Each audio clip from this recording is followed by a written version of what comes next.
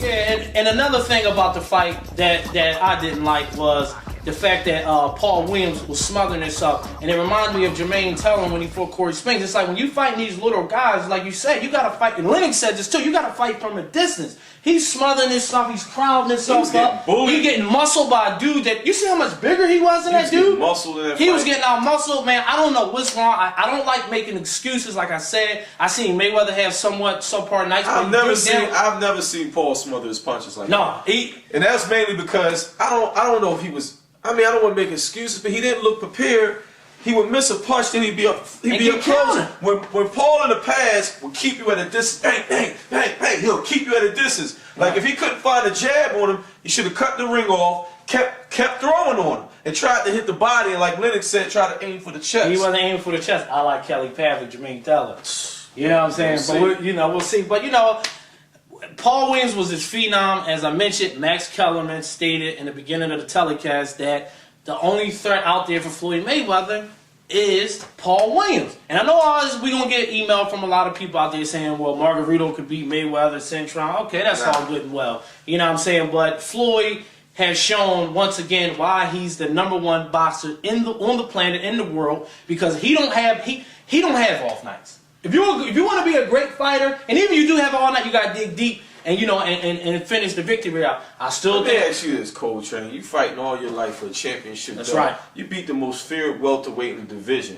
You may have another fight that could have been anybody. Anybody, and right? you're gonna come in the ring like that? That's what I'm saying. Come on, that's your first defense, Paul. Speaking of that, I didn't like the post interview. Now I don't know how. I never lost the fight, and I don't box, so I don't know what's the appropriate conduct for speaking to the commentator after you lost the fight. I don't know if there's a right or wrong, but I do know this: you got to show some type of urgency. Paul was just like, whatever, I had an off night. You know what I mean? Like, Coltrane gave me a call and he was like, yo, does Paul want to box? You know what I mean? It was like kind of weird to me. Yeah, I mean, he should have gave Quintana his props, basically saying, he gave me problems with a lot of movement.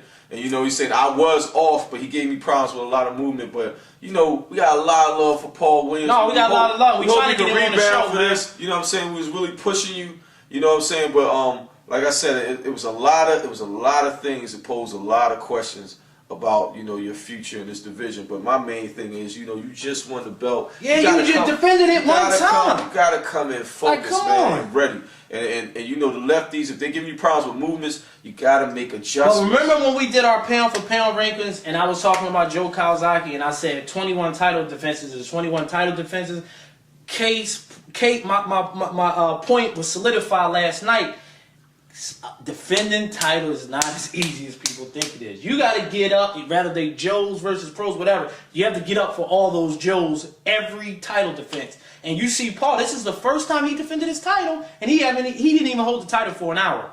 It's gone, just like that. And if you think people waiting in line to fight Paul Williams, you're sadly mistaken. This set his career back. 28 fights. Yeah, I said. He back in 2 fights. 28 days later. You know what I'm saying? Exactly. Paul, they going to run from you because they know what you can actually do. He got to go to Sicily like Mike Corleone did in Godfather 2 or 1, whatever it was. You know what I mean? He got to go back and then come back. And it's like he did all this work for nothing, man. Yo, where was the crew last night? That was a championship fight. That wasn't no boxing after dark. I don't know, man. What's E Stewart? I don't E Stewart. Who E Stewart? E Stewart. E Money. Oh, shout out to Emmanuel Stewart too. We've been kind of hardcore on Emmanuel Stewart. What's up, Manny? You know what I mean? But we want to give Emmanuel some props. For those of you who don't know, he has a middleweight prospect, Andy Lee. He's from Ireland, and he might be having a title fight with a current middleweight champion right now from Youngstown, Ohio. So you compare E Stewart to my man 50 Cent. He's a marketing genius. He sits behind there, he commentates, he tells you how great his fight is, a la Vivian Harris, Kermit Centron, and Vivian Harris. Like I said, my man Emmanuel Stewart's a genius, you know what I'm saying? But, Andy Lee, I don't know much about him. I'm going to keep it real. He hasn't been on here on the States. He hasn't had a lot of TV exposure. I know he fought on a few undercards, but you listen to Emmanuel Stewart, he's the white Tommy Hearns, as he calls him. Didn't he say that about another fighter? Did he call somebody else Tommy Hearns? I think it was Jermaine Taylor. He said Jermaine Taylor was looking like Tommy Hearns in the training camp, so... Emmanuel Stewart, man, I just want to give him his props. I know sometimes we rag on him, but, once again, he's manipulating the public with his fighters. That's what he do, man. Yeah, so you saw that 24/7, and he said something real important. He said, speaking of that, he said Jermaine Taylor is like a reflex type fighter. Instinct. He's an instinct fighter, and that's so true. Yo, let me say this real quick. I'm gonna tell you now. I picked Jermaine Taylor to win this fight, so I can't renege. I can't what they say, wish my bet. I can't go back on my bet. Instincts ain't gonna get you through the ghost, baby. I'm telling you. Hold on, listen real quick. I just want to give Kelly and two fighters that props, Miguel Cotto and Kelly Pavlovich. They kind of remind each other. They just got this silent confidence about them.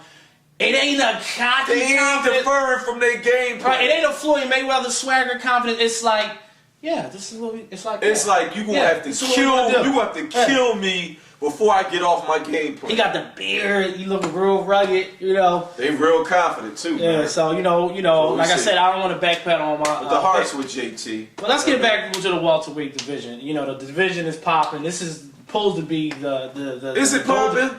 That's what I want to know. That's what we're going to address this right now. Is it Def Jam with a bunch of superstar artists with no release dates? That's what I want to. That's what I want to know. Is it? Shout out to Docs. Shout out to my man Docs. Big Mike. Ride or Die, Big Mike, the whole Guard Your Girl family. Is this division overrated? I'm asking. I want to know, is it overrated? I have my opinion. I want to hear yours. I don't think it's overrated. I think it's a lot of exciting fights down at welterweight. At this point, I'm still in shock of the whole Paul situation last night. I was sitting there with my mouth wide open. I don't know if part of it is him coming in unprepared. Right. The other part is him having trouble with southpaws with good movement. Was it a bad match? Was it a bad? Yeah, but it still was. He should have won. If the way we was billing him, yeah, he should have. He shouldn't have no. He should be able to make adjustments. You're too big. Too big. Too big. You should be able to. You got to learn to cut the ring off. And you got too much speed. So whatever they're doing, it doesn't matter because you should be able to pin them in the corner. Your arms are too long, like my man Max said. His reach is 2 inches longer than Muhammad Ali. He has problem with moving, man. I'm gonna tell you this.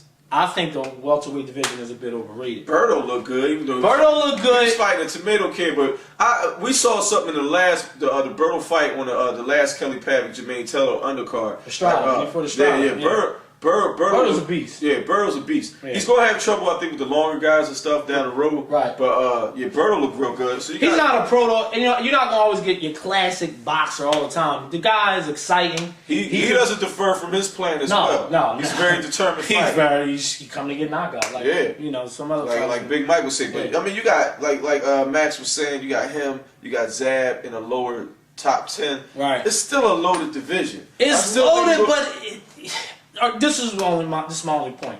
We keep saying it's loaded. Now you have two top. I get who would you consider the Mount Rushmore of the welterweight? Was it Paul Williams, Cintron, Mayweather, Cotto, and Margarito? Is that the Rushmore? You can't have Margarito up there now. Well, all right, drop Margarito. I'm just the Quintana fight. It was Williams, Cintron, Cotto, and Mayweather. That's 4. Right. Well, all right. Let's just say that was the Mount Rushmore. Let's go to each fighter. Paul Williams, lackluster performance. He took an L. He got a butt whipping. Kermit Cintron, although he won. He's cutting too. He got cut. He cut his fight Margarito. Yeah, that's scar tissue. That's not a good look. But look, let's go to Kermit Cintron now. Looked lackluster in his fight. Antonio Margarito loses to Paul Williams, and who's he fighting again?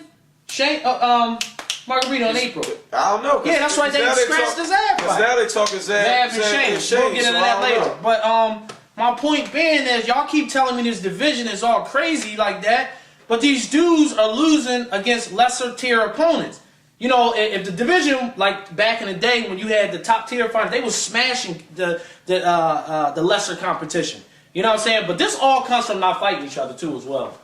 Yeah, but look, man. Like I said, man. Like it's no excuses for Paul. You just got the. No, I'm not making no excuses. I'm just saying the division overrated. Is all I'm saying. These guys. Of course, like we said before, it's always going to be problems with making these fights as long as you got De La Hoya around. But if they can't get these fights made, they still got to blaze their trail, become a star on their own. Stop worrying about Oscar De La Hoya. Right. Yeah, everybody going after this. Be a star, man. You got Winky Wright calling Dick. You got Roy trying to get down to 66. Be a star like my man Steve on Friday. Shout out to Steve Cunningham. Looking clean. He was in the green room. Speaking his mind. Be a star, man.